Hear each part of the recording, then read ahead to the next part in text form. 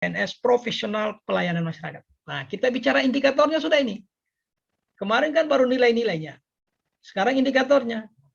Pak, apa pentingnya itu, Pak? Bapak dan Ibu diminta membuat perencanaan bersifat individu, mendampingi pekerjaan aktualisasi. Jadi harus tahu ini.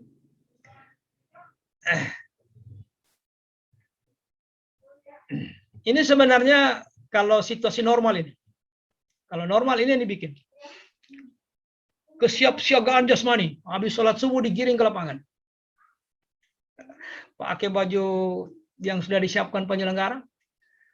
Nah, yang kesiapsiagaan mental. Di sana macam-macam pekerjaan dibuat. Sampai pada apa istilahnya itu Bapulket. Apa itu Bapulket? Badan Pengumpulan Data. Badan Bapulket. Ada kegiatan itu. Itu kegiatan kesiapsiagaan semua itu. Peraturan baris per baris, keprotokolan diajarkan. Karena berbeda nanti Bapak dan Ibu kalau jadi ketua panitia di kecamatan misalnya. Penyelenggaraan Hardiknas, Hari Pendidikan Nasional. Hadir Pak Bupati, hadir juga ketua dewan. Nah, secara protokoler bagaimana menempatkan beliau-beliau ini? Nanti dipelajari.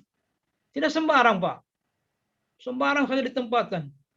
Nah, Pak Camat di mana posisinya, ketua adat di mana? Ada protokolernya. Nah, materi ini mengajarkan itu. Mengajarkan itu. Nanti dibaca setelah diakses di MOC, pelajari itu. Keprotokolan. Kalau di kecamatan yang hadir Pak Camat, kemudian ada muspika atau mus apa itu? Muspika ya? Ada Pak Danramil, ada Kapolres. Nah, bagaimana menempatkan ini? Ada Pak Sekcam. Ada kepala-kepala kantor kecamatan. Nah, menempatkan beliau-beliau itu sama dengan presiden, wakil presiden. Ada protokolernya. Jangan nanti Pak Sutiono yang jadi ketua panitia, sudah saja sembarang saja itu, sama saja itu. Nggak bisa. Nggak bisa. Kemudian setelah keprotokolan, kewaspadaan dini.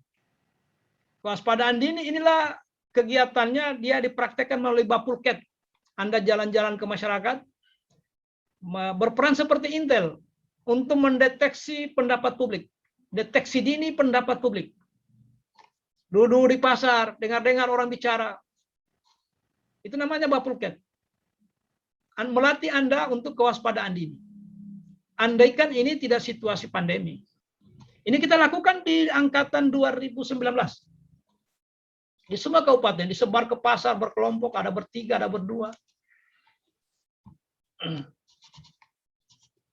Kemudian diakhiri dengan caraka itu. Caraka malam. Nah, gitu ya. Nah, memang bagus. Nah, ini materi pokoknya ini. Nah, penjabaran ini kan sudah saya perkenalkan. Nilainya sudah, tapi indikatornya belum. Nah, indikatornya ini yang bersifat terapan. Kalau cinta tanah air itu kan masih mengawang-awang. Apa itu cinta tanah air? Mengawang-awang dia. Ibarat kalau di Ampana itu orang mandi di laut, dia hanya berenang-renang di permukaan. Tidak menyelam ke dasar ini nilai. Kalau indikator ya sudah menyelam ke dasar. Nah, yang kita bahas ini indikatornya. Karena indikatornya yang mau dituangkan di kegiatan harian. Sebagai bukti menjabarkan semangat atau nilai cinta tanah air. Kemudian sadar berbangsa dan bernegara. Nah, seperti apa penjabarannya ini? Sadar berbangsa bernegara. Karena sadar berbangsa dan bernegara ini bukan dipidatokan. Diimplementasikan. Yakin pada Pancasila sebagai ideologi. Kalau ngomong semua orang bisa.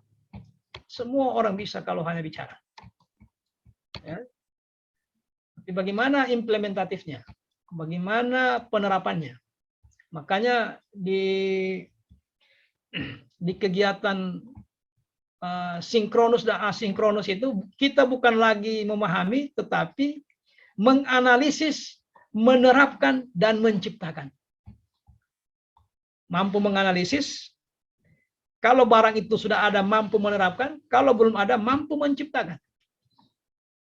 Kalau di emosi itu, Anda hanya untuk ingat dan paham. Paham kemudian ingat. Makanya banyak materi, ialah, yaitu, yakni sebagai berikut. Nah, kalau di sini tidak ada lagi yang begitu. Kalau dulu yang 9 JP, kita mengajar, ada yang 12 JP, itu dari pagi sampai setengah, lagi seperempat jam 6. Jadi ialah, yaitu sebagai berikut. Ialah, Pancasila adalah. Nah, sekarang tidak. Pertemuannya singkat saja 3 JP. Silakan aktualisasikan. Ada tugas di situ. Bikin kata, analisis kata, bagaimana cara penerapannya itu. Coba kami analisis. Nah, masukkan di Kolabjar. Kita lihat, oh betul. Dia paham ini barang sudah. Yang kelima memiliki kemampuan awal bela negara. Ya, memiliki kesiapan mental untuk melaksanakan tugasnya secara serius meskipun itu di daerah terluar. Ibu Desi di mana di tempatnya? Oh, SPD juga guru ya, guru. Iya, Pak. Di mana di mana? SMP Negeri Satap Tumbelawa. Oh, Satap itu pasti jauh-jauh itu kalau Satap itu. Kalau tidak salah ya. Iya, Pak. Kalau satu atap itu biasanya jauh itu. Nah, itulah kemampuan awal bela negara. Kemampuan awal bela negara. Kemudian semangat untuk mewujudkan negara yang berdaulat, adil, dan makmur. Nah, mari kita lihat indikatornya. Nah, ini dia. Cinta tanah air itu, menjaga lingkungan sekolah itu cinta tanah air itu, Bapak. Anak-anak mulai besok bawa bibit bibit mangga, bibit nangka, kita tanam ini. Itu cinta tanah air. Itulah bentuk konkretnya. Nah, kalau Bapak dan Ibu di rumah sering makan buah, buah apa saja, buah yang ada bijinya maksudnya ya. Entah itu buah nangka, entah itu buah semangka, entah itu mangga, entah itu rambutan. Apa saja yang ada bijinya, mulai sekarang jangan dibuang di sungai atau di laut. Kan Ampana ini kan dekat dengan laut. Lantas dia apa, Pak? Simpan saja, biar dia kering. Nah, setelah kering, ketika Komiu berjalan ke tempat tugas, melewati berbagai, itu hebatnya Indonesia, Pak. Sumber daya alamnya luar biasa. Tanahnya subur. Taruh saja di bagasi motor, kalau Komiu naik motor, Pak Sutiono. Pas lewat ada tanah-tanah kosong, buang saja itu biji-biji nangka, biji mangga, biji durian, buang saja sembarang. Buang saja. Memanfaatkan karunia. Orang di Jepang, di Swiss mau menanam, tidak ada yang bisa ditanam. Orang di Timur Tengah mau juga menanam, tidak ada yang bisa ditanam. Apa mau ditanam di Timur Tengah? Apa mau ditanam di Jepang? Jepang itu cuma 11% tanahnya bisa ditanam. Negara lain mau menanam, tidak ada. Nah, kita ini melimpah, kita tidak manfaatkan.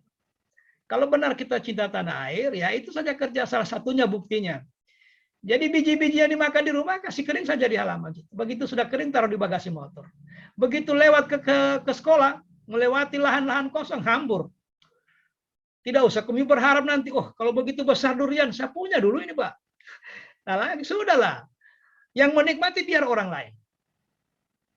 Ya, kita hanya ingin memanfaatkan karunia sebagai bentuk terima kasih kita. Kapan cinta tanah air? Negara lain mau menanam, tidak ada. Itu buktinya, Pak. Jadi ajalah siswa. Bikin kegiatan. Ayo, nanti mulai sekolah nanti sudah pandemi sudah terkendali, anak-anak sudah mulai masuk sekolah, pasti sekolahnya sudah bahutan itu, Pak. Mulai bahutan sekolah. Maka buktikan cinta tanah air. Coba bayangkan, Pak, ya. Saya langsung kasih gambarnya dulu. Sebentar.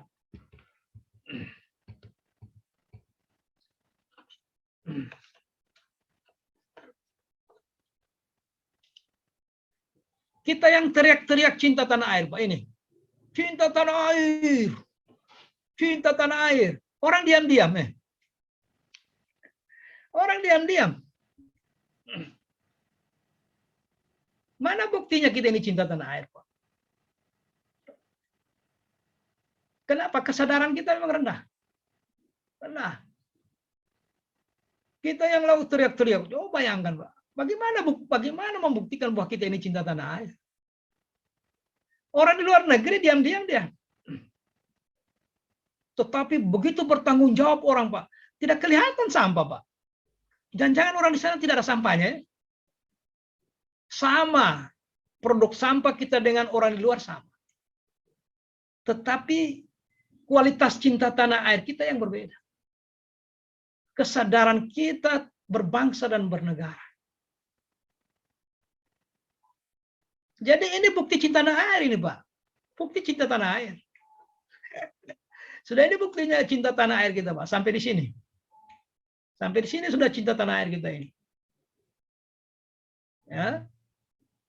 Makanya orang Luwuk bilang, apa itu gerakan di Luwuk itu? Piana sampah Allah. Piana sampah Pinasa, Allah. Pak. Pinasa. Pinasa. Piana Itu kan sampah. sebenarnya ingin melakukan gerakan cinta tanah air. Karena penjabaran cinta tanah air satu di antaranya memelihara lingkungan. Olehnya mulai sekarang mari kita tunjukkan kepada siswa bagaimana membangun ini. Minimal di sekolah dulu. Kalau tidak di halaman rumah kita masing-masing. Nah gitu ya. Itu namanya gerakan. Jadi Anda nanti Bapak dan Ibu diminta untuk menerapkan, bukan lagi menjaga, melestarikan lingkungan. Jadi ini masih di kegiatan, Bapak. Di kegiatannya Bapak dan Ibu bukan diaktualisasi. Tetapi di kegiatan penerapan nilai-nilai bela negara. Banyak pekerjaan. Banyak. Salah satunya mungkin Bapak pagar sekolah. Atau Bapak tanam sekolah. Satu orang siswa bawa satu pohon. Kalau bisa pohon yang produktif, yang cocok di daerah itu. Supaya bisa kita ambil. Misalnya mangga. Dia berfungsi sebagai penghijauan. Nah, kemudian nanti yang paling banyak Bapak petik gurunya kan. Anak-anak baru mau lempar. Hei, jangan main lempar. Nah, begitu sudah mulai mengkal, guru yang ngambil. Kan gitu. Jadi ada manfaatnya. Biji-bijian tadi ada manfaat. Yang kedua, menghargai dan menggunakan karya anak bangsa. Meskipun ini karyanya siswa ini, disuruh bikin ini masih jelek-jelek, tapi harus dihargai. Karena disitulah kemampuan dia. Mencintai tanah air juga. Nah, makanya suruh anak-anak, mulai besok ya, bikin sendok sampah, terbuat dari apa begitu, bahan-bahan lokal itu. Atau bahan-bahan sampah itu, misalnya jerken, dibelah atau di apa. Nanti guru PPKN beri nilai. Jadi menghargai. Jadi, lingkungan bersih, kita hargai karyanya anak-anak. Kan Pak Ihsan tadi itu guru SMP kalau tidak salah. Guru SMP ya. Pak Ihsan ini guru SMP apa SD? SMP Pak, siap SMP. Yang paling mudah digerakkan itu SD. Ayo anak-anak bawa nanti ya, bikin yang paling bagus akan diberi nilai. Tapi jangan menggunakan bahan-bahan dari luar. Yang penting fungsinya sendok sampah. Wah, kalau 50 anak di sekolah itu kan 50 sendok sampah. Berdampak pada kebersihan lingkungan, kita menghargai karyanya anak-anak. Sebenarnya ini barang gampang. Gampang ini barang. Hanya orang tidak perhatikan. Karena memang orang tidak paham filosofinya. Padahal keinginan kita ini membangun rasa nasionalisme dia. Supaya dia cinta tanah airnya. Orang kalau kayak foto tadi itu, kalau begitu ademnya, kalau begitu suasana kotanya, kita akan betah tinggal di situ. Sangat betah. Ya. Oke, produk dalam negeri. Produk dalam negeri ini tanda petik. Produk dalam negeri. Ya. Karena masalah juga ini produk dalam negeri. Pakai baju batik itu juga Pak mungkin. Iya, termasuk itu produk dalam negeri. Ya, kan misalnya begini, pakai HP. Yang mana HP-nya Indonesia ini? Jadi terakhir kita hanya jadi tempat pelemparan produk luar negeri. Laptop yang saya pakai ini kan produknya orang. Ada yang baru kemarin diterbitkan oleh Indonesia, harganya saja sudah 10 juta. Gimana caranya?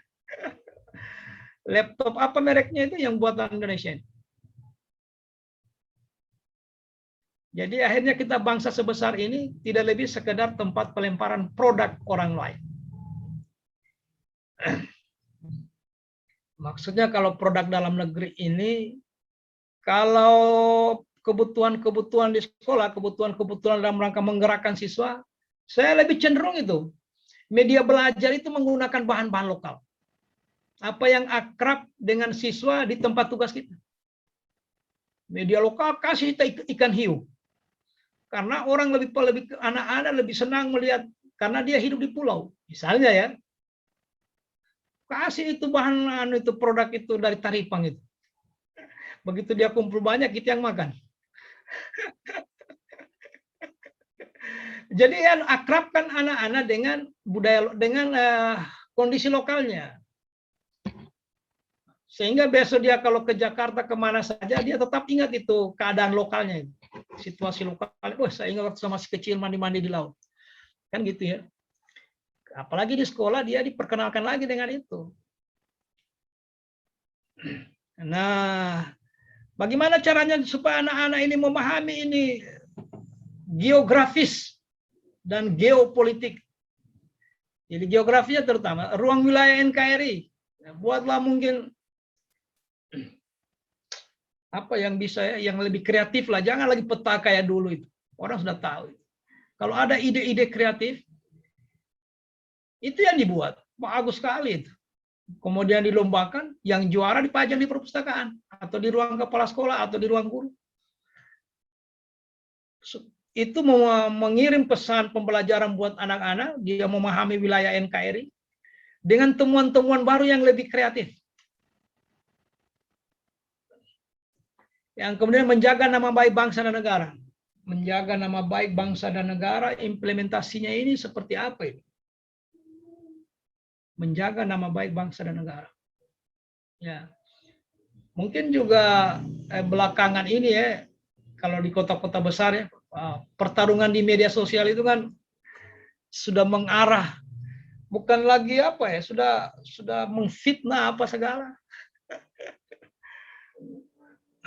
Akhirnya seakan-akan kita ini bangsa yang senang seperti itu. Mengenal wilayah tanah air tanpa rasa fanatisme kedaerahan. Nah, jadi begini juga Bapak Ibu. Tidak boleh fanatisme kedaerahan, karena begitu cinta kita terhadap Touna, kita menganggap sepele orang di luar Touna. Kira begitu.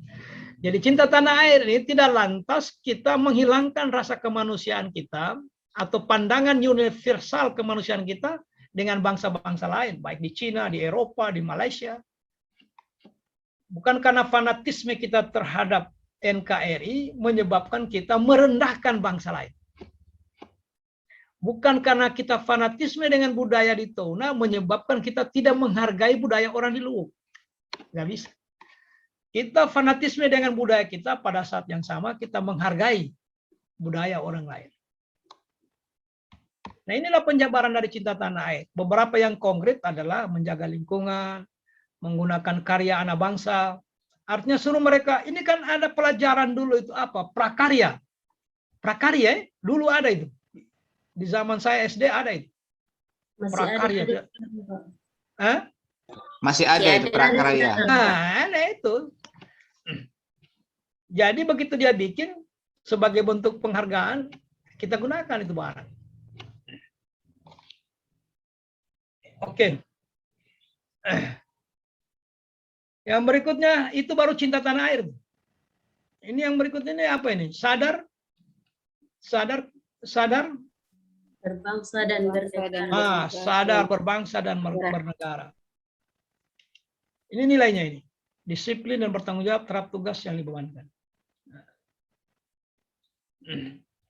Kalau diimplementasikan ini disiplin dan bertanggung jawab terhadap tugas yang dibebankan. Ini lebih dalam bentuk bentuk aktivitas. Bertanggung jawab terhadap tugas yang dibebankan. Jadi penjabaran konkretnya ini nanti kelihatan di aktivitasnya orang. Misalnya bertanggung jawab terhadap tugas yang dibebankan. Orang sudah tak kumpul di Zoom, 7:30 saya datang jam 9. Itu pun tidak pernah merasa bersalah. Tidak ada perasaan bersalah. Menghargai dan menghormati keanekaragaman suku, agama, ras, dan antar golongan. Apa yang bisa dibikin supaya anak-anak yang heterogen, anak-anak yang majemuk di sekolah itu saling menghargai? Saling menghargai. Dia menghargai orang lain tetapi tidak meninggalkan budaya lokalnya. Tetap dia bangga dengan tounanya. Pada saat yang sama dia menghargai. Kira-kira apa yang bisa dibuat? Menghargai dan menghormati keanekaragaman. Apa suku, apa agama, ras, dan antar golongan. Ini bisa dibuatkan di kegiatan ini. Kalau misalnya Anda tidak memilih di kegiatan nilai pertama, bisa nilai kedua ini dalam indikator menghargai dan menghormati keanekaragaman. Mungkin dalam bentuk apa ya, lomba-lomba atau apa ini. Tapi filosofinya kita merancang kegiatan itu dalam rangka membangun rasa saling menghormati antara anak-anak yang beraneka ragam. Itu filosofinya. Makanya kegiatan itu didesain untuk ke arah itu. Boleh juga, ini yang berikut, mendahulukan kepentingan umum di atas kepentingan pribadi dan golongan. Saya kira ini normatif, sudah sering kita dengarin. Mendahulukan kepentingan umum di atas kepentingan pribadi dan golongan. Nah, ini barang memang tidak mudah ini. Tidak mudah. Kemarin pas Kibrakat 17 Agustus itu di daerah mana itu? Saya baca kemarin. Kemarin saya baca berita. Itu anak itu sementara pengibaran bendera bapaknya meninggal. Di kampung. Karena dia diberangkatkan ke Jakarta. Nah, itu kan antara kepentingan pribadi, keluarga, dan kepentingan yang lebih besar. Jadi ini hanya mudah diucapkan, kalau tertimpa ke diri kita belum tentu juga ya. Kalau kita mau tinggalkan itu berarti merusak formasi yang sudah dilatih berbulan-bulan. Mengganggu lancarnya pada saat yang sama. Jadi mendahulukan kepentingan. Tapi pilihannya adalah dia tetap melaksanakan upacara tugasnya. Kenapa? Karena waktu itu bapaknya berpesan, lakukan tugasmu ini dengan penuh rasa tanggung jawab. Nah, pesan itulah mungkin menjadi alasan sehingga dia tinggal mengunjungi makam bapaknya setelah kembali ke kampung. Di daerah apa itu? Daerah Jawa kalau tidak salah. Nah, jadi mendahulukan kepentingan umum di atas kepentingan pribadi dan golongan. Bangga terhadap bangsa dan negara sendiri. Sekali lagi saya ulangi, rasa bangga ini tidak lantas menutup mata kita menghargai bangsa lain. Karena yakin kita tidak bisa hidup seorang diri. Hanya mengandalkan kemampuan bangsa sendiri, kemudian kita tidak mau lagi berinteraksi dengan bangsa lain. Tidak mungkin. Karena HP yang kami pakai, laptop yang kami pakai, motor yang kami pakai, produk orang lain. Kan fakta itu, Pak. Fakta. Android yang kami pegang itu kan bukan produk anak bangsa. Laptop yang sementara kita gunakan ini kan juga. Jadi kita tidak mungkin hidup tanpa bangsa lain. Maka bangga terhadap bangsa dan negara sendiri dengan mengedepankan nilai-nilai kemanusiaan antar sesama manusia dengan tidak melihat latar belakang kebangsaannya. Karena nilai-nilai kemanusiaan itu sifatnya universal. Rukun dan berjiwa gotong royong dalam masyarakat. Rukun dan berjiwa gotong royong dalam masyarakat. Ya. Mungkin di Ampana masih ada, terutama di pelosok-pelosoknya ya, orang baronda malam, mungkin ya. Nah kalau di wilayah Poso ini, terutama di lore-lore itu, lore utara, lore tengah, mungkin jalan ini karena situasi keamanan yang memaksa masyarakat harus melakukan itu, gotong royong untuk menjaga ketertiban bersama. Nah, boleh ini diimplementasikan ke siswa gotong royong ini, gotong royong dalam hal apa ya? Tetapi sifatnya edukasi. Gotong royong untuk Bersihkan lapangan sepak bola. ya supaya enak kita ke kantinnya ibu itu, sekali-sekali kita gerakan siswa, ayo hari Minggu besok bawa gergaji, kita bantu itu ibu yang punya kantin itu. Supaya kita enak juga duduk-duduk di situ. Nah, bagus itu, jiwa gotong royong. Nah, tentu kan anak-anak kan bertanya, Pak, kenapa orang lain punya? Disitulah nilai itu tanpa dia sadari. Di situ kita menanamkan nilai itu. Kan tidak perlu dikasih tahu. Saya ini sementara menanamkan nilai gotong royong dan enggak, bukan. Karena pada akhirnya dia bertanya, kenapa ini Ibu Desi bawa kita ke kantinnya orang? Kasih kerja untuk apa? Padahal ada muatan-muatan edukasi yang hanya kita yang tahu. Ini yang kita mau bangun. Supaya Komio tidak hanya peduli pada urusan pribadi, urusan keuntungan diri, tapi bagaimana membangun semangat itu, jiwa itu. Menjalankan hak dan kewajiban sesuai peraturan perundangan yang berlaku. Jadi hak dan kewajiban.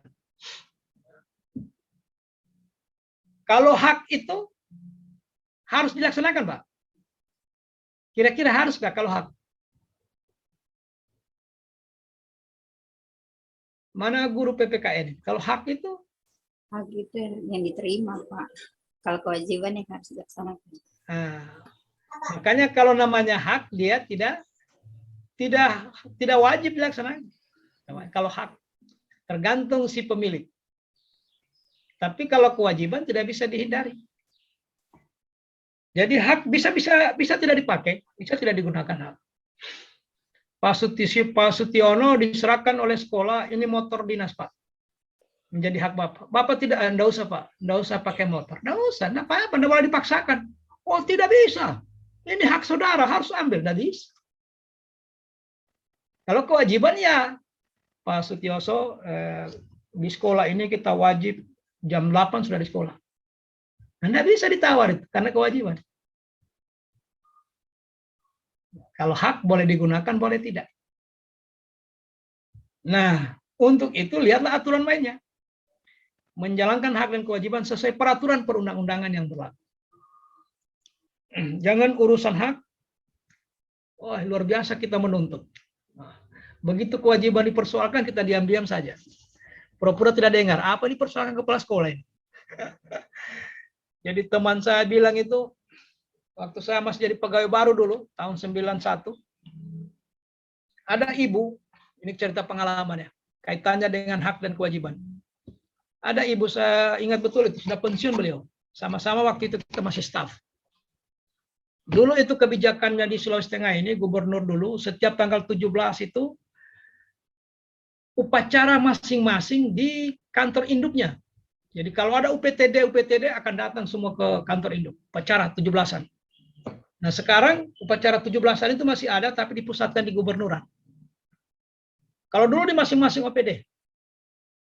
Nah, dulu itu setiap upacara 17 diumumkan tingkat kedisiplinan pegawai.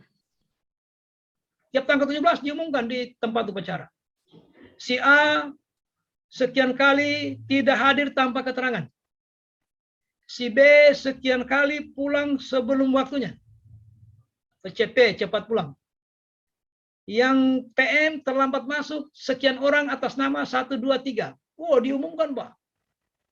Tiap tanggal 17. Dalam rangka apa? Kewajiban. Jadi orang hati-hati karena tanggal 17 pasti kalau dia masuk namanya diumumkan. Nah, ada ibu hampir setiap tanggal 17 pasti ada namanya. Setiap tanggal 17 pasti muncul lagi namanya. Ada lagi. Nah, satu waktu itu kebetulan baku dekat saya dengan di belakang, kan staff.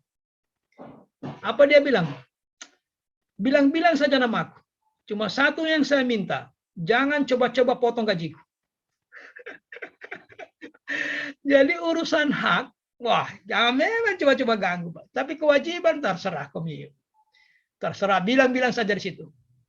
Sekian kali cepat pulang, bilang saja. Sekian kali tanpa keterangan, bilang saja. Satu saya minta, jangan coba-coba potong gajiku. Nah, inilah Pentingnya ini menjalankan hak dan kewajiban sesuai peraturan perundangan yang berlaku. Nah, ini juga bisa diperlakukan kepada anak-anak. Anak-anak siswa ya maksud saya. Apalagi anak-anak SD. Anak SD. Jadi kita buat dia dalam guru olahraga, membuat permainan-permainan, kemudian kan hak dan kewajiban itu kan ada di aturan ya. Di aturan itu dia. Bagaimana dia mentaati kewajibannya sebagai peserta lomba? Apakah itu main bola, apa olahraga tradisional? Bikin dulu aturan-aturan mainnya.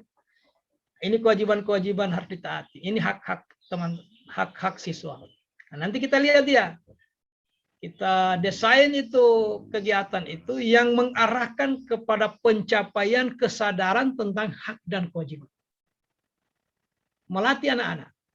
Nah, ini kan bisa diformulasikan. Bisa diformulasikan dalam bentuk yang konkret.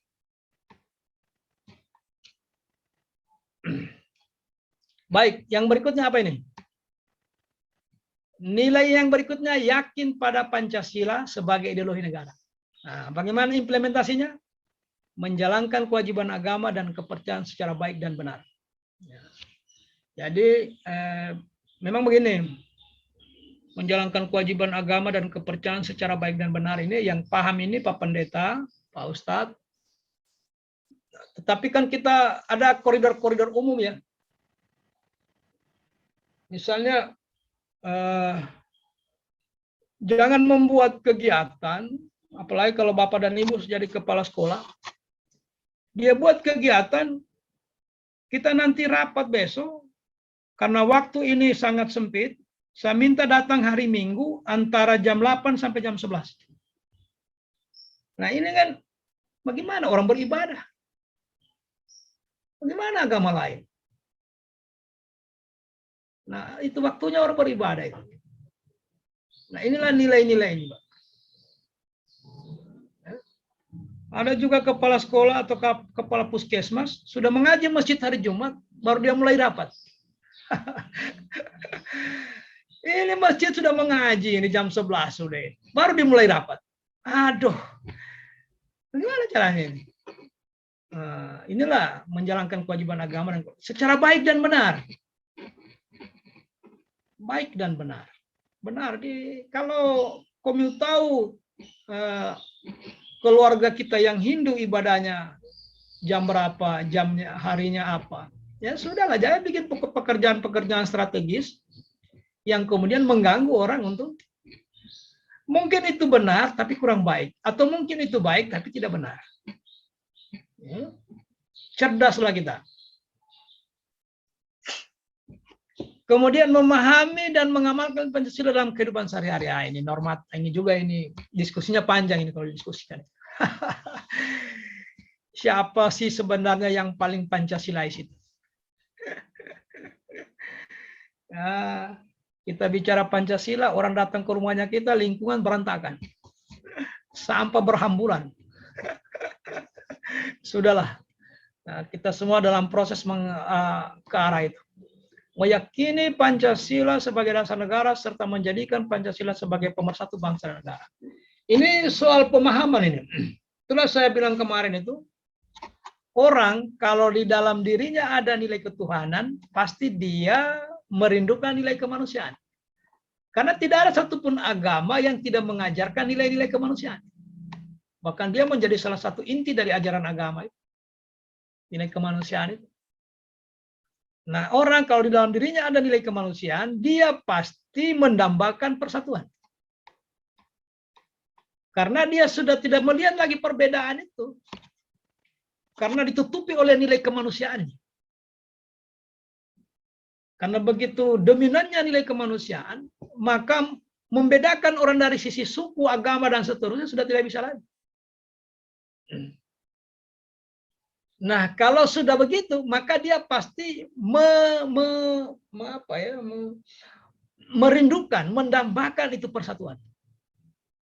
Orang kalau bersatu, dia pasti kedepankan itu azas musyawarah. Dia tanya orang, maunya komuniu bagaimana? Mari kita brainstorming, mari kita FGD. Kalau maunya komuniu dari Irian, maunya bagaimana ini bangsa ini? Komuniu yang di Aceh, maunya bagaimana? Mana itu utusan dari daerah itu? yang kami pilih sudah. Tanya itu. Jadi maunya dari Aceh bagaimana? Kita mau berlakukan syariat ini. Sudah, kalau memang itu yang terbaik karena mengingat kekhususannya, ya silakan. Oh, di mana? Di Jogja bagaimana? Kita di Jogja maunya gubernurnya tidak usah dipilih. Lantas, nah kita kan punya budaya tidak pernah hilang ini, Pak. Budaya keraton. Oh, jadi gubernurnya? Ya sudah. Secara turun-temurun. Karena kita ingin menghendaki persatuan, ya kita akomodir. Kita akomodir perbedaan itu. Dibuatkan regulasinya. Itulah meyakini Pancasila sebagai dasar negara, menjadikan Pancasila sebagai pemersatu bangsa dan negara. Irian bagaimana Irian? Begini ini Pak. Kita ini kan Pak, sudahlah kalau begitu otonomi khusus. Kita beri keleluasan untuk mengatur daerahnya. Kita berikan otonomi khusus untuk Papua. Nggak ada masalah. Aceh silakan perlakukan itu kanutnya itu. Silakan. Jogja tidak usah dipilih gubernurnya, enggak apa-apa. DKI Jakarta wali kota jauh tidak usah dipilih, ditunjuk gubernur saja. Karena itu daerah khusus ibu kota. Jadilah seperti itu. Jadi kita ingin mencari yang terbaik. Ya. Meyakini Pancasila sebagai dasar negara, serta menjadikan Pancasila sebagai pemersatu bangsa. Jadi Pancasila ini, kemarin kan ada lomba itu Pak. Ada lomba yang dipersoalkan rame di media itu. Badan Pembina Ideologi Pancasila, BPIP, mengadakan lomba menyambut Hari Santri. Kan rame itu ya. Rame. Tentang menghormati bendera dan lagu kebangsaan, dan menyanyikan lagu kebangsaan. Rame. Akhirnya diganti tema itu. Kenapa? Itu persoalan yang sudah lama itu. Orang Indonesia tidak ada lagi persoalkan bendera itu. Tidak ada lagi orang persoalkan bendera, kok diungkit-ungkit. Kira-kira begitu ya. Akhirnya dirubah temanya. Bagaimana menurut Bapak dan Ibu menghormati bendera itu? Menurut Bapak dan Ibu? Ya, sama dengan saya, pendapat saya. Kan beda itu menyembah dengan menghormati. Kalau menyembah, bukan cuma kita, seluruh Indonesia, kiai, pendeta marah. Masa kita disuruh menyembah bendera? Kalau menghormati, iya. Kenapa? Karena di bendera itu terkumpul di situ harkat dan martabat bangsa. Dia menjadi simbol yang menyatukan itu. Gara-gara kita bisa merebut itu sehingga kita dinyatakan merdeka. Kan gitu ya. Jadi berkumpullah harkat dan martabat kita di situ. Dan itu tidak diperoleh dengan simsalabim. Melalui perjuangan yang sangat panjang. Mengorbankan segala-galanya yang terbaik. Maka wajar kemudian sejenak kita menghormati bendera. Sekian 20 detik pada saat 17 Agustus kita berhenti sejenak. Tetapi bukan menyembah. Menyembah itu kan beda. Beda sekali kan pengertiannya menghormati dengan menyembah. Beda. Jadi meyakini Pancasila sebagai dasar negara serta menjadikan Pancasila sebagai pemersatu bangsa dan negara. Jadi jangan dicari celah-celah perbedaannya, itu yang dibesar-besarkan. Malah perbedaan yang besar, mari kita jembatani. Karena ini bukan bangsa kecil, Bapak. Saya sudah gambarkan kemarin itu Trigatra, geografis. Salah satu gatranya. Kita ini negara besar, Bapak, bukan sama. Malaysia itu hanya 338 km persegi, setara Kalimantan. Nah kita ini, daratannya saja hampir 2 juta, 1.997 km persegi. Belum dihitung airnya. Airnya lebih dominan daripada daratan. Nah, ditambah dengan air, hampir 8 juta kilometer persegi. Kalau ditambah dengan zona eksklusif, kita mencapai angka 10 juta kilometer persegi, bahkan mungkin lebih. 10 juta kilometer. Bandingkan dengan Malaysia cuma 338. Kecil sekali. Kecil. Singapura, itulah negara kecil. Yang kami bangga-banggakan kalau sudah ke Singapura, wah bangga betul kami ke Singapura. Singapura itu kan, ya bukti dia itu kecil, tidak ada penerbangan domestiknya. Asal beli tiket pasti keluar negeri. Mau terbang kemana lagi? Pasti keluar negeri. Brunei Darussalam lebih kecil lagi, sangat kecil Brunei Darussalam itu. 3 kali kami injak gas mobil ya di perbatasan. Sudah di perbatasan gitu ya. Kenapa? Karena negaranya memang kecil. Nah, Indonesia ini negara besar, Bapak. Dilihat dari sisi wilayah, dilihat dari segi jumlah penduduk, kita urutan keempat di dunia. Nah, makanya marilah kita menjadikan Pancasila sebagai pemersatu bangsa dan negara. Penting ini, Bapak. Ini tanamkan juga ke siswa. Jangan karena isu tidak tervalidasi. Dia baca di media sosial, dia lihat, nah, ini kan banyak orang punya kepentingan dan menggunakan media sosial. Akhirnya dia bertindak cepat karena digerakkan isu. Harusnya kita tidak apa-apa bertindak lambat karena mencari fakta, daripada bergerak cepat karena digerakkan isu. Penting isu itu divalidasi. Dicek dulu, apakah ini benar-benar terjadi? Betul Pak, kapan? Kapan terjadinya? 3 bulan lalu Pak. Kita yakin itu sudah terkendali kalau 3 bulan lalu. Kalau dia bilang baru setengah jam yang lalu Pak, itu berbahaya itu Pak. Jangan-jangan. Itu pun dicek, benarkah itu? Dicek itu, cek and dicek.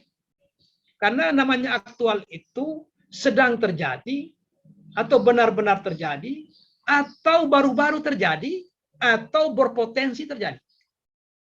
Itu baru aktual. Jangan kita digiring isu-isu yang tidak jelas. Kenapa? Itukah penting untuk direspon? Memang itu problematika itu. Pentingkah itu untuk direspon itu? Problematika itu. Oh ternyata memang problematik ini barang ini. Tunggu dulu, itu berkaitan dengan orang banyak atau tidak? Tidak, hanya untuk kepentingannya beberapa orang saja. Oh enggak usah. Hanya kepentingan 2-3 orang kok kita, kota ini Pak menyangkut hajat hidup orang banyak ini Pak. Nah, kalau irigasi yang ditutup, berarti mati petani. Nah itu baru mungkin, karena menyangkut hajat hidup orang banyak. Kita pikirkan bagaimana merespon yang proporsional. Ya. Begitu seterusnya. Ini yang berikutnya, menghormati serta menjunjung tinggi hak asasi manusia. Hak asasi manusia, HAM. Bagaimana membuatnya dalam pekerjaan ini? Menghormati serta menjunjung tinggi hak asasi manusia. HAM. Jadi hak, apakah pemenuhan hak manusia itu bisa ditunda? Pemenuhan hak manusia. Bisakah ditunda itu? Kalau mendesak mungkin Pak, atau kebutuhan pribadi yang sangat mendesak mungkin tidak bisa Pak. Seperti orang memang punya hak untuk pendidikan, kemudian punya hak untuk pemenuhan kebutuhan jasmani seperti makan. Itu kan hak asasi manusia yang tidak bisa ditunda. Tapi mungkin ada beberapa hak yang bisa ditunda, mungkin itu bisa dilakukan di lain waktu. Ya. Jadi kalau hak asasi tidak bisa ditunda. Hak asasi ya. Mana hak yang asasi itu? Yang asasi itu artinya yang mendasar ya. Pertama hak hidup. Tidak ada satu orang pun yang berhak menghilangkan kesempatan orang untuk hidup. Karena hak hidup, hak asasi. Jadi hak asasi itu hak yang diberikan langsung oleh Tuhan. Bukan hak yang diberikan oleh negara melalui undang-undang, bukan. Itu namanya hak asasi. Mana dia hak hidup, satu. Hak bicara. Kita kan sejak lahir sudah bicara. Itu hak yang diberikan Tuhan. Kemudian hak apa lagi? Hak berkeyakinan. Itu tidak bisa ditunda. Itu nggak bisa. Ada hak yang lain yang bisa ditunda. Misalnya, setiap warga negara berhak atas pekerjaan yang layak. Bisa ditunda. Setiap warga negara berhak mendapatkan pendidikan. Bisa ditunda. Tergantung kemampuan negara memberikan. Karena itu hak yang diberikan oleh negara. Jadi beda ya. Kalau hak yang asasi, tidak bisa ditunda. Makanya jangan halangi orang untuk berkeyakinan. Karena itu hak yang langsung dia terima dari Tuhannya. Langsung dia terima dari Tuhannya. Bukan pemberian negara. Wah, negara hanya mengatur pelaksanaannya supaya tidak menimbulkan gangguan-gangguan di masyarakat. Kira-kira begitu ya. Menghormati serta menjunjung tinggi hak asasi manusia. Nah, makanya di Indonesia ini, bahkan mungkin di banyak negara, alasan apapun kalau menghilangkan nyawa orang pasti dihukum. Meskipun itu karena kecelakaan lalu lintas, tidak ada unsur kesengajaan. Tidak ada unsur kesengajaan. Tabrakan kok. Tapi karena menghilangkan nyawa, nah, biasanya ada 3 bulan ditahan sopirnya. Tetap dihukum proses karena dia menghilangkan nyawa. Entah sengaja atau tidak. Apalagi kalau disengaja. Wah. Yang berikutnya saling membantu dan tolong menolong antar sesama sesuai nilai-nilai luhur Pancasila untuk mencapai kesejahteraan. Ini sama dengan nilai-nilai mana tadi itu gotong royong? Sudah kita bahas tadi itu. Ada kesamaan. Hah? Yang sadar berbangsa dan bernegara tadi, Pak. Oh iya. Yang kedua. Jadi memang begini Bapak, ini indikator nilai ini dia akan berulang. Nanti Anda pelajari di nilai dasar PNS. Ada jujur di anti korupsi, ada jujur di komitmen mutu, ada jujur di akuntabilitas kalau tidak. Bukan, akuntabilitas. Iya. Nah, di mana perbedaannya? Nanti di situ butuh pendalaman. Apa yang dimaksud jujur di anti korupsi? Kan aneka ya. Akuntabilitas, nasionalisme. Ingat, aneka itu bukan nilai. Nilai ke aneka itu? Bukan. Nilai itu. Ya, nilai itu nilai dasar PNS. Aneka itu tidak harus berurut, tidak harus akuntabilitas dulu Pak, baru kita nasionalisme, baru etika publik, tidak. Hanya kebetulan dikasih nama aneka. Boleh juga kamu balik kalau di Palu orang bilang naeka. Nasionalisme dulu, akuntabilitas. Bisa.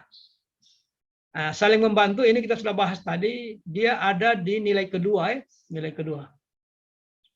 Saling membantu dan tolong menolong antar sesama sesuai dengan nilai-nilai luhur Pancasila untuk mencapai kesejahteraan normatif. Kita ini sampai jam 9.45. Nah, sampai di sini ada pertanyaan silakan. Sebelum saya lanjut.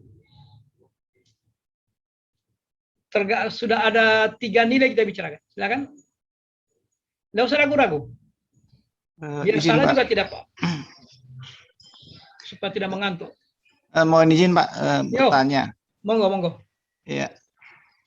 Ini hari ini kan ada tugas untuk merancang aksi bela negara yang dilakukan di tugas masing-masing. Dan di sini kan indikator dari nilai-nilai bela negara ini kan ya dari satu poin ke poin kan ada beberapa. Nah, nanti di tugas itu Pak, apakah kita bisa memilih misalnya untuk rela berkorban ini kita ambil satu indikator saja lalu kita jabarkan aksinya gitu, yang rancangan aksi yang kita mau kerjakan atau lebih daripada satu gitu Pak.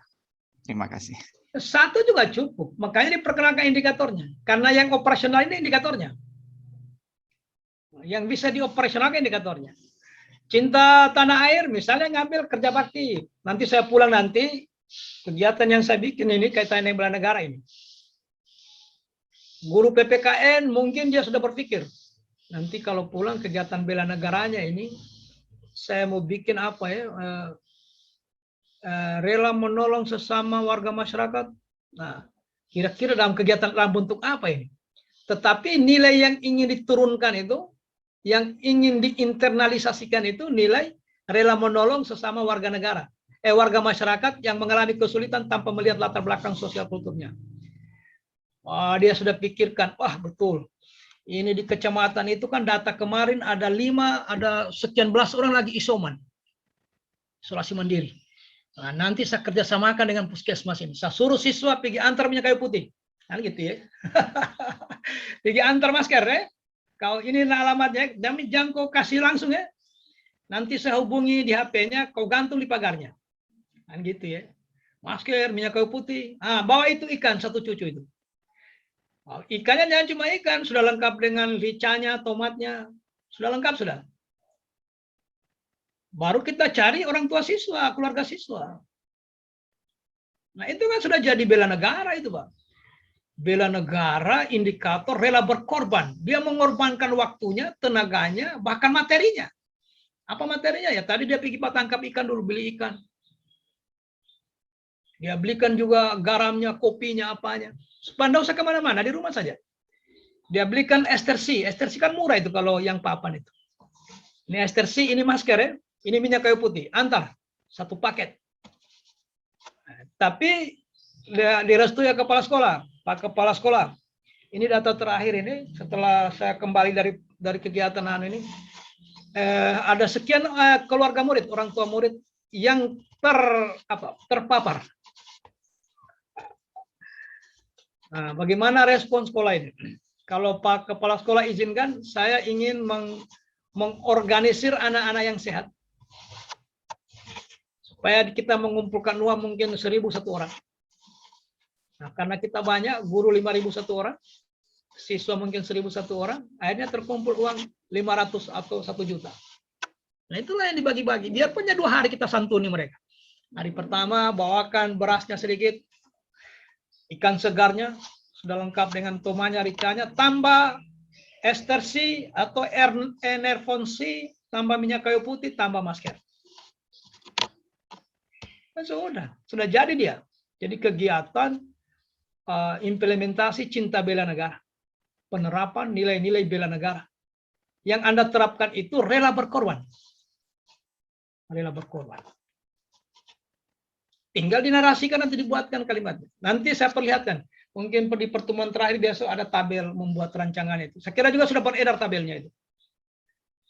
Yang kedua, mendahulukan kepentingan bangsa dan negara daripada kepentingan pribadi dan golongan. Ya, saya kira kalau maunya Bapak dan Ibu harusnya tinggal di kampungnya. Kan bagus kalau misalnya Ibu Petronella. Mohon maaf, Ibu Petronella lahir di mana Ibu? Di mana kampung asal? Saya lahir di Bangke, Pak, di Bangkai Kepulauan. Maunya Ibu ini kan kalau bisa dia ditempatkan di Bangke sana. Pulang kampung. Kan gitu ya.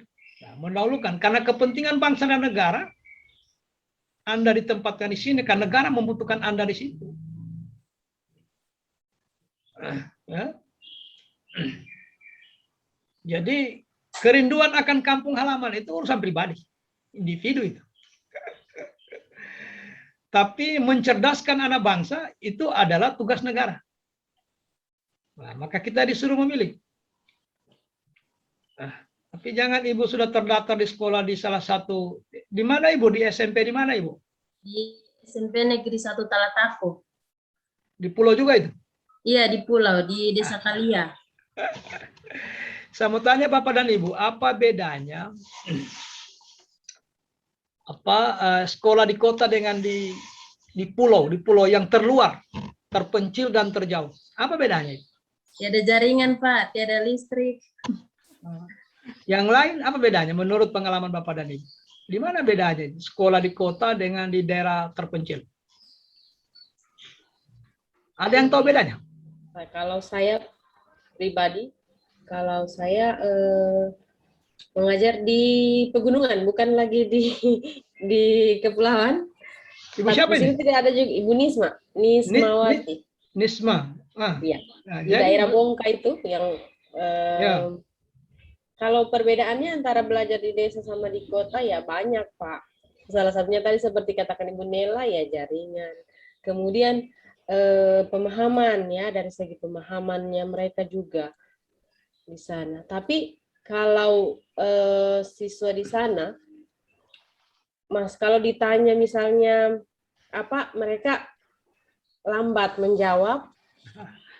Tapi kalau ditegur mereka langsung badengar, masih tako sama guru gitu. Oh. Baik. Jadi benar itu. Tidak ada yang salah pendapat itu. Cuman saya ingin katakan begini. Perbedaan sekolah di kota dengan di daerah terpencil. Kalau di kota itu, siswa yang minta izin dengan guru. Kalau di daerah terpencil, guru yang minta izin dengan siswa.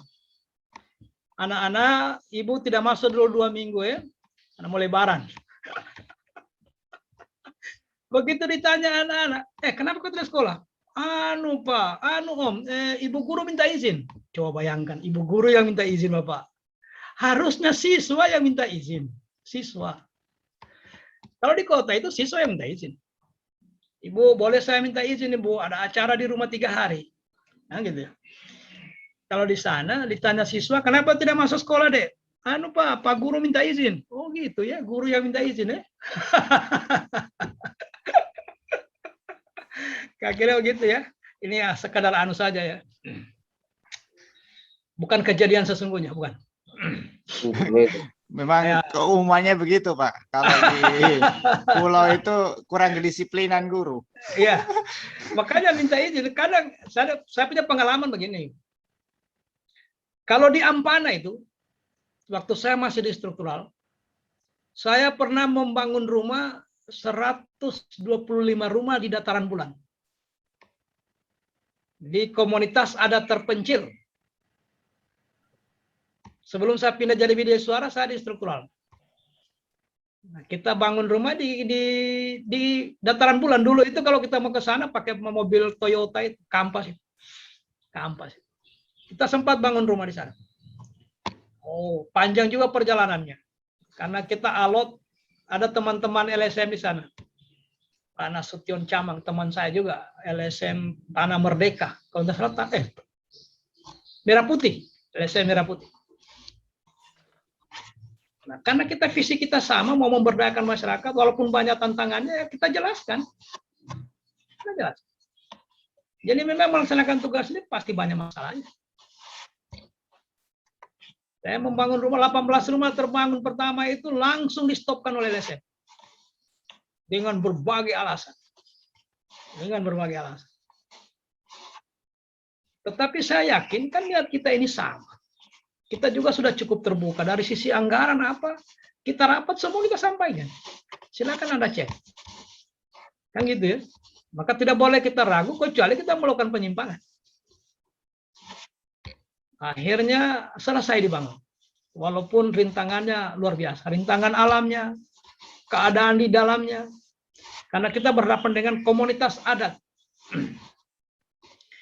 Ada ketua adatnya itu, seingat saya, Apang Seu. Saya tidak tahu apakah masih ada atau. Jadi begitu ya, mendahulukan kepentingan bangsa dan negara, kepentingan pribadi dan golongan. Karena itulah sehingga Bapak dan Ibu bersedia mengajar di pulau. Bersedia. Tentu pasti ada plus minusnya, Bang. Pasti ada plus minusnya. Di pedalaman juga ada, tidak semua plus, pasti ada minusnya. Di Ulu Bongkat tadi itu ya minusnya susah mendapatkan ikan segar, tapi mudah mendapatkan beras berkualitas. Kan gitu ya. Sebaliknya di pulau terjauh, mudah mendapatkan ikan, susah beras berkualitas. Kan gitu ya, dibalik-balik saja. Terbalik-balik saja ini barang. Pada akhirnya sama saja. Orang di pedalaman merindukan orang mau ke pantai. Orang di pantai maunya ke pedalaman. Orang di kota mau ke desa. Orang di desa sudah gelisah juga. Kapan lagi kita ke kota? Akhirnya kita ini cuma begitu saja habis waktu, tiba-tiba malaikat maut datang menjemput. Selesai urusan. Kan gitu. Ya hidup ini ya begitu saja. Kita jalani supaya imun kita terjaga, kemudian iman dan aman. Oke, yang berikutnya, sudah hampir habis waktu, nanti kita lanjutkan di pertemuan berikutnya. Membela bangsa dan negara sesuai dengan profesi. Nah, kemampuan awal. Jadi mendidik anak itu dengan ikhlas, dengan penuh rasa tanggung jawab. Nah, ini membela bangsa dan negara sesuai dengan profesi. Kemarin itu kan ada bidan yang ada anunya itu di media sosial 3-4 tahun lalu ya, atau 5 tahun lalu. Bidan yang di Selayar itu. Bidan suster terapung, suster apung. Cukup inspiratif itu. Dia itu kesana kemari menantang ombak kalau ada yang melahirkan apa. Akhirnya kelamaan orang karena kebiasaan itu dilakukan dengan ikhlas menjadi bahan cerita orang. Luar biasa itu. Siapa namanya itu? Badria ya, Badria. Suster Apung. Ada filmnya itu. Di media sosial itu 5 tahun lalu kira-kira. Akhirnya Pak JK waktu itu Wapres sempat dengar. Akhirnya secara pribadi Pak JK menyumbang berapa dulu? 100 juta apa 150 juta ditambah dengan speedboat. Jadi membela bangsa dan negara sesuai dengan profesi dan kemampuan masing-masing. Nah, terimalah ketika kita mau menerima kenyataan, kita mau bersedia sudah bekerja di pulau, maka akan terasa nikmatnya itu. Mulai nikmat itu. Karena kita sudah menerima. Tapi sepanjang kemiulauan, selama ada perasaan tidak ikhlas menerima fakta itu, lama-kelamaan asam lambung naik. Kan gitu ya. Kalau sudah asam lambung naik, mulai pusing-pusing. Imun sudah menurun. Sama lihat itu pejabat itu. Kalau pertama-tama ditangkap oleh KPK, pasti minggu pertama bawa lari ke rumah sakit. Pasti itu, pasti. 3 hari ditangkap sudah, bawa lari ke rumah sakit. Kenapa? Karena belum menerima. Dia tidak mau menerima fakta ini. Tapi begitu dia terima sudah stabil. Nah, disitulah bekerja mana tadi ikhlas itu? Mana? Membela bangsa dan negara sesuai dengan profesi dan kemampuan. Di mana saya baca tadi kata? Indikator keempat. Membela Ya. Oke, yang kelima partisipasi aktif dan peduli dalam membangun masyarakat bangsa dan negara. Partisipasi aktif. Partisipatif itu artinya tidak harus pikul apa ya? Harus bawa skop, parang, linggis, tidak. Partisipasi itu pemikiran. Pak Kepala Sekolah, bagus barangkali Pak kita integrasikan kantin dengan perpustakaan. Kenapa? Karena anak-anak lebih senang di kantin daripada di perpustakaan. Bagaimana kalau kita integrasikan, Pak? Nah, itu kan ide. Partisipasi itu. Tapi niatnya baik. Niatnya baik untuk bagaimana anak-anak bisa dengan senang mengakses. Dia sambil di kantin sambil baca buku. Rela berkorban untuk kepentingan bangsa dan negara tanpa pamrih. Itu yang tanpa pamrih tadi. Ketika kita pamrih, ada kepala sekolah, boy rajinnya kita kayak apa, Pak? 1/4 menit belum datang kepala sekolah, kita sudah duluan. Karena ada kepala sekolah lagi berada di... Kan biasanya kepala sekolah lebih banyak ke kabupaten. Nah, begitu ada di sekolah, itu namanya kita pamrih. Kita tahu karena ini diawasi oleh penjamin mutu atau ibu kaban selalu monitor, jadi saya cepat datang. Nggak usah pamrih-pamrih begitu. Rela berkorban untuk kepentingan bangsa negara tanpa pamrih. Kan pada akhirnya kita sudah digaji oleh masyarakat. Kan Kumio yang gaji saya ini, Pak. Bapak dan Ibu yang gaji saya. Dari pajaknya Bapak dan Ibu. Nah, pajak saya kalau teriak-teriak ini pajaknya progresif. Nah, pajak saya juga masuk di anggaran daerah. Kemudian dipakai lagi orang lain. Begitu seterusnya. Nah, filosofi-filosofi seperti ini harus dipahami sehingga menimbulkan rasa tanpa pamrih itu. Karena kita digaji oleh orang tua murid. Kalau Bapak ragu, coba lihat postur APBN. Postur APBN itu 80 sekian % diambil dari pajak. Jadi gaji yang kita terima ini dari pajak. Pajak siapa punya itu ya, warga negara, rakyat. Kita lewat di jalan beraspal, ada lampunya, kita bayar STNK-nya. Masuk pajak. Kan gitu ya. Makanya kalau bawa motor, kasih tahu kemanakan, jangan diangkat-angkat itu setir motor itu. Karena orang lain juga punya STNK. Kasih tahu ya. Bukan cuma dia sendiri punya STNK. Memangnya cuma kami sendiri yang bayar, kita juga bayar. Gitu ya. Makanya pelayanan publik ini, kalau kita ini, kita harus paham. Kalau kita ingin dilayani orang maksimal, kalau hari ini siapa pelayannya, Pak? Kalau hari ini. Siapa pelayannya, siapa publiknya? Sekarang ini. Bapak. Ya, saya pelayannya. Bapak dan Ibu publiknya. Tetapi kalau besok anak saya kasih masuk di sekolahnya Ibu Desi pelayannya, saya publiknya dengan anak saya. Karena publiknya guru itu siswa dan anak. Dan orang tua, siswa dan orang tua. Itu publiknya. Jangan dipisahkan orang tuanya dengan siswanya. Itu publiknya Bapak dan Ibu. Nah, kalau kita sama-sama mau naik pangkat, kita semua jadi publik, maka BKD menjadi pelayannya. Kalau kita rame-rame pergi vaksin, kita semua publiknya, puskesmas pelayannya. Kalau kita sama-sama urus KTP, Dukcapil pelayannya, kita publiknya. Nah, makanya mari kita bangun kesadaran.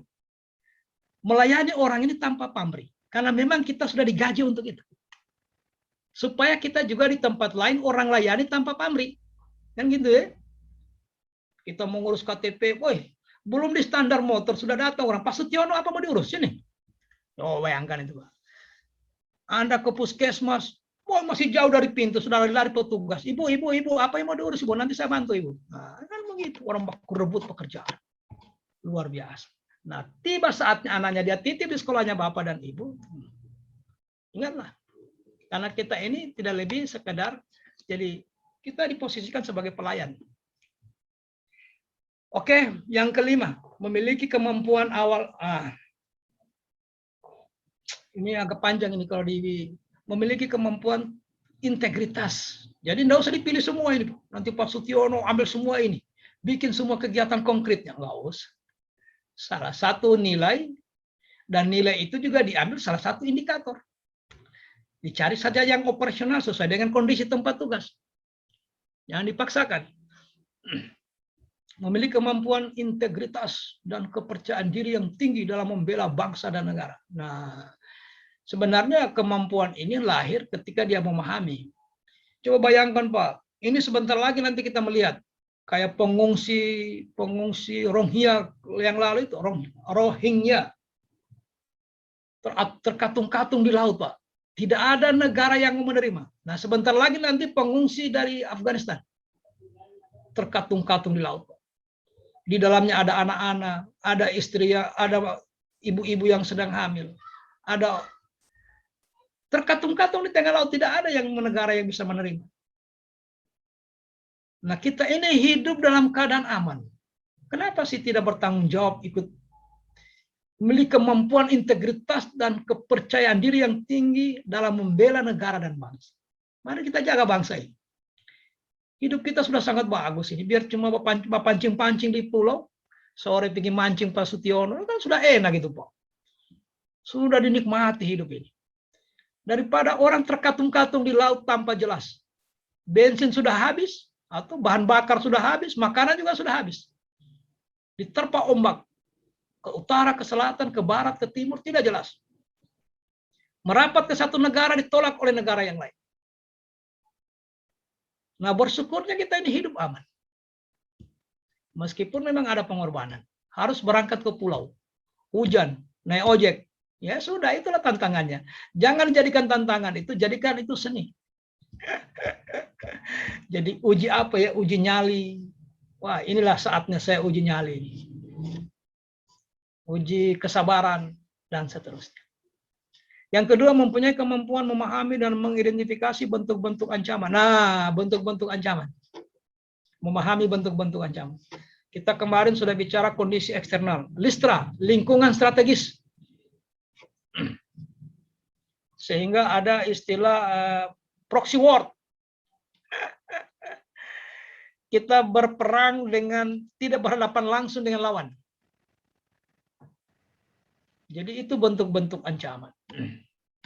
Kemampuan memahami dan mengidentifikasi bentuk-bentuk ancaman di lingkungan masing-masing sehingga selalu siap tanggap dan lapor. Nah, terutama yang tinggal di ini, perbatasan Poso dan Sigi terkait dengan MIT Mujahidin Indonesia Timur. Ini Komio masih mendingan, masih bisa tidur pulas. Tidur pulas Pak. Habis mengajar, olahraga sedikit sore, pergi mancing, sudah tidur. Orang lain di Lore Utara, Lore Tengah itu nggak bisa senyenyak itu tidurnya. Jadi bersyukur sudah ibu siapa ini di bawah, Ibu Petronella. Meskipun di pulau tapi dijamin aman. Jamin aman ya. Kemudian senantiasa menjaga kesehatannya sehingga memiliki kesehatan fisik dan mental yang baik. Ya, biarpun Komiu hebat ilmunya, kualifikasi pendidikannya, NEM-nya kemarin juga melebihi 4. Hebat memang. Tanggung jawabnya tinggi. Cuma persoalannya kemudian sakit-sakitan. Nah, jadi penting ini Pak. Memiliki kemampuan awal bela negara, senantiasa menjaga kesehatan. Makanya kalau seandainya diklat ini tidak virtual, Anda lagi lompat-lompat di lapangan ini. Lompat, baku kejar-kejar, macam-macam permainannya Pak. Teman-teman Widya Suara ini kreatif. Kalau sudah di lapangan ada saja idenya. Bermain-main tanpa sadar bahwa kita menanamkan nilai-nilai bela negara. Tanpa disadari. Ada lomba ini, dan seterusnya, dan seterusnya. Nanti terasa, sudah mengaji masjid. Sudah jam 12. Ya, bubar dulu. Pulang makan. Sore balik lagi ke lapangan. Berjalan dari hotel, seragam, sampai lapangan, macam-macam lagi permainannya. Jadi Anda menjadi akrab. Kemudian fisiknya terjaga. Kemudian kemampuannya kemampuan mengidentifikasi bentuk-bentuk ancaman mulai terbangun. Begitu seterusnya. Tetapi walaupun seminimal ini ada juga hikmahnya. Kalau virtual ini tidak ada yang terlambat. Rekam digitalnya ada. Nah, kalau di lapangan ada saja. Masih ada 2 orang, Pak. Datang langsung suruh push up. Scott jam. Push up. Gara-gara 2 orang mengganggu 38 orang. Kan gitu ya. Ada juga membangun disiplin di situ. Memiliki kecerdasan emosional dan spiritual. Ini inteligensi, kecerdasan emosional dan spiritual. Saya sudah sampaikan kemarin, rata-rata orang yang hebat hari ini bukan karena nilainya, bukan karena NEM-nya tinggi, bukan. Karena cerdas emosi. Sehingga ia diterima oleh semua orang. Dia mampu mengendalikan dirinya. Jadi orang yang hebat, orang yang sukses di dunia bisnis, di birokrasi, bukan orang yang karena waktu dia kuliah NEM-nya tertinggi, bukan. Nyaris tidak ada korelasinya. Nyaris. Karena pada akhirnya kepemimpinan itu hubungan antar kemanusiaan. Hablum minanas. Inti dari kepemimpinan itu menjalin hubungan. Bagaimana kita berhubungan dengan orang lain supaya orang lain mau mengikuti apa yang kita pikirkan. Itulah pemimpin. Kepala sekolah itu dia pikirkan maunya sekolah ini begini dan begini. Tanpa sadar kita berinteraksi dengan beliau, dia giring perlahan-lahan. Akhirnya membangun motivasi kita untuk bersama-sama beliau. Mewujudkan mimpi-mimpi yang ada di pikirannya. Jadi gitu ya, memiliki pengetahuan cerdas emosionalnya, cerdas spiritualnya. Nah, spiritual ini penting juga dicerdaskan, Pak. Karena tidak semua apa yang menjadi keinginan kita lantas terwujud. Nah, hanya orang-orang yang cerdas juga spiritualnya mampu mengembalikan kepada yang serba maha. Kan gitu ya. Kalau orang cerdas spiritualnya, begitu ada isu Pak Sutiono mau dilantik. Sudah gerasa-gerusuk. Gerasa-gerusuk semua guru mau dilantik. Ternyata tidak dilantik. Orang yang tidak cerdas spiritualnya mungkin stres. Tapi orang yang cerdas spiritualnya dia bilang alhamdulillah. Pasti Tuhan masih menyiapkan alternatif yang paling baik. Kan gitu ya. Andaikan Sutiono dipaksa lantik, mungkin hanya 6 bulan sudah diborgol KPK. Mungkin. Bisa saja, Bapak. Tapi kenapa Tuhan cegah tidak dilantik? Karena menyelamatkan, ada yang lebih baik dijanjikan. Kan gitu ya. Itu namanya cerdas spiritual. Tidak mudah terpancing. Begitu tidak dilantik, Komiu mulai tusuk-tusuk. Sudah habis waktu, Bapak. Jadi kita pisah dulu ya. Nanti kita sambung pertemuan selanjutnya besok. Jadi saya akhiri ya. Assalamualaikum warahmatullahi wabarakatuh dan selamat pagi. Waalaikumsalam warahmatullahi wabarakatuh. Terima kasih, Pak. Ya. Pak Bahrun aman? Aman. Selamat gabung kembali Bapak Ibu. Iya, gabung kembali. Silakan. Aman Republik, Pak. Aman NKRI. Jadi ternyata cuma penguatan Pak Bahrun, penguatan, tidak ada carakat, tidak ada. Oh ya, Penguatan. penguatan bagus lah. Mm-mm. Bagus. Memang Pak Reza ini memang cerdas beliau mendesain itu. Tidak ada lagi ceraka-ceraka. Bagus. Ada kayak pertemuan Mantap. terakhir